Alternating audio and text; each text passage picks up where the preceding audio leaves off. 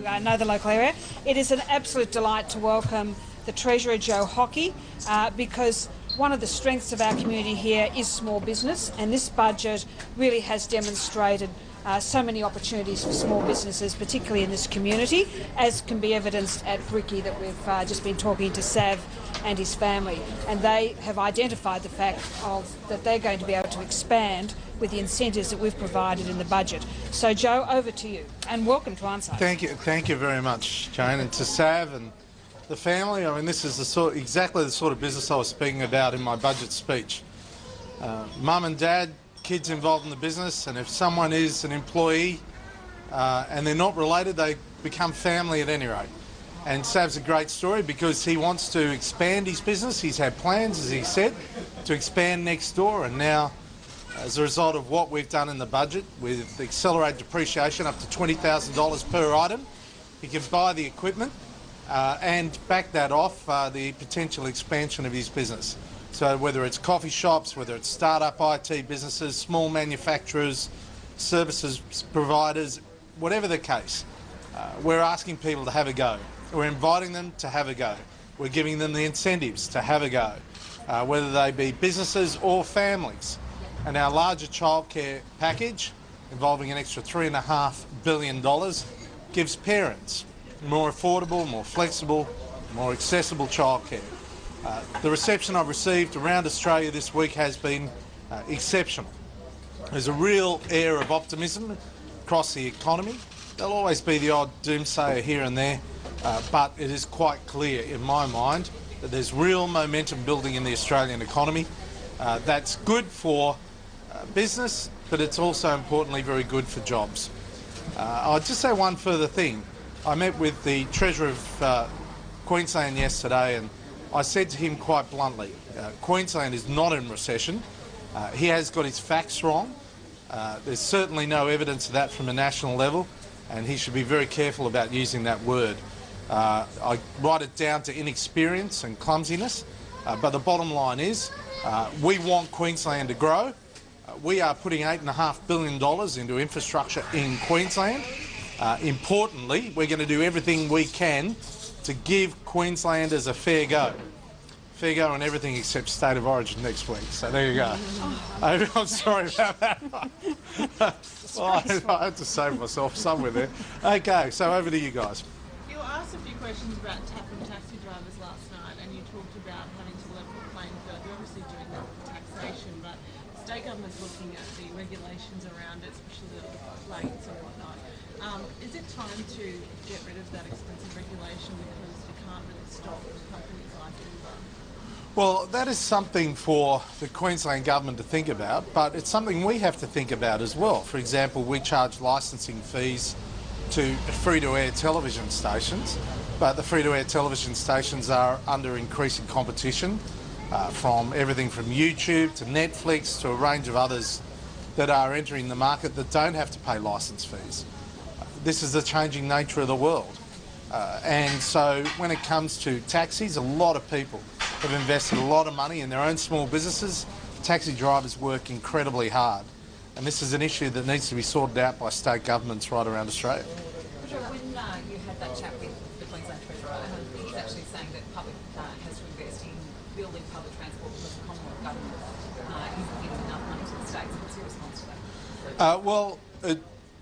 I pointed out, and he readily recognised, that the federal government is not involved in delivering train lines because public transport is in fact exclusively the domain of the state governments.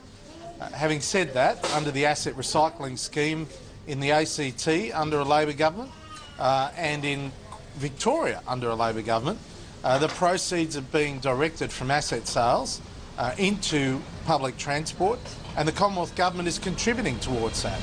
That's part of the rules of the asset recycling scheme. Now, the Queensland Government said they're not going to access that scheme. That's their call. That's their call. But we have agreements with all the rest of the states, and we are putting money into public transport.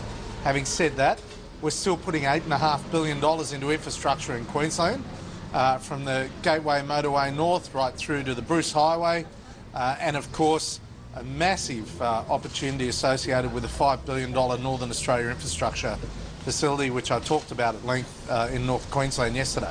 There was an election result in January that to some extent was a referendum on asset sales, so that they can't go down that path. How else can you extend the conversation with them without going that way?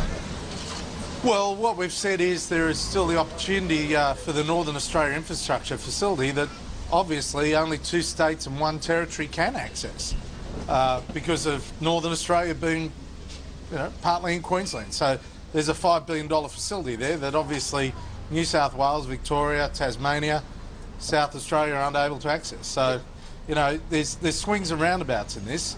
Having said that, there's no reason why you can't form public-private partnerships going forward. We are prepared to work constructively with the state government, but they've also got to be prepared to lay down the political gun, stop playing politics and focus on actually delivering real constructive outcomes for the people of Queensland. Treasurer, yesterday you released a statement saying that there would be no iron ore inquiry at this time. Why did you wait so long to end the speculation on this? And Labor is saying it's caused long-term damage to the industry. Yeah. Look, I don't think Labor has any right to comment on anything to do with mining and any damage to mining, given what happened with the mining tax and their treatment there. We have been saying all along that we would carefully consult with stakeholders. That's what I did. I only finished those consultations yesterday afternoon. There have been many moving parts, and there will continue to be many moving parts in the iron ore story. And a lot of those parts are being moved offshore. And we saw during the week the Chinese form a deeper relationship with Vale in Brazil. That has an implication for us because obviously we send overseas at least 550 million tonnes a year, supply 60% of the seaborne iron ore of the world. And frankly, as I said, there is no need for an inquiry at this time. Why did you use the word at this time? Well, because there is obviously Senator Xenophon is determined to continue to move with his proposal for an iron ore inquiry. I noticed that Bill Shorten never ruled out supporting Nick Xenophon's inquiry.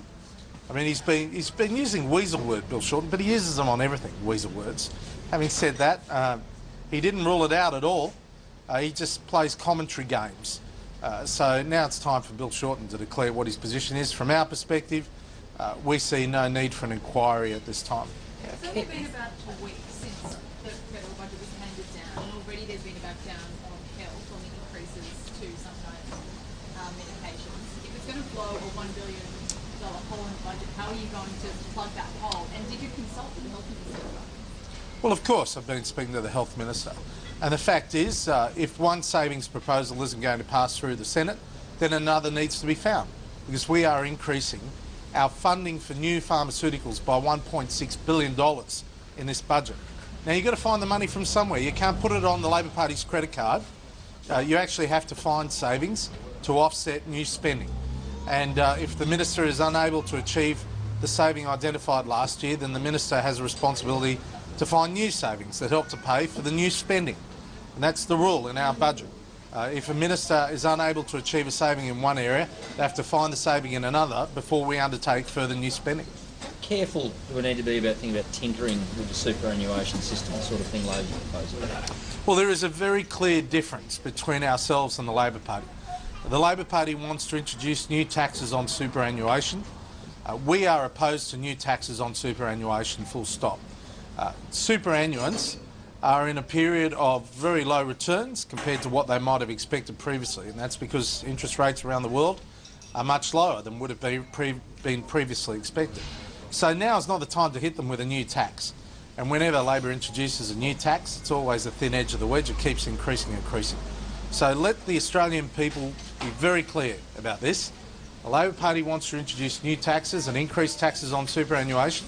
The Coalition will not touch superannuation, and we are making the pension system fairer so that those people with less assets get a full pension, and importantly, those people that have the capacity to pay their way do, without losing the equivalent of pension card entitlements. Just on licensing fees, does there need to be a wholesale look by governments everywhere to sort of drop those regulations down to help people? Well, there will be a competitive advantage. A lot of these areas and licences are actually regulated by state governments, so there'll be a first mover advantage for any state that recognises the changing nature of commerce today and starts to give back small businesses some of the licence fees that they've been collecting off them over the years.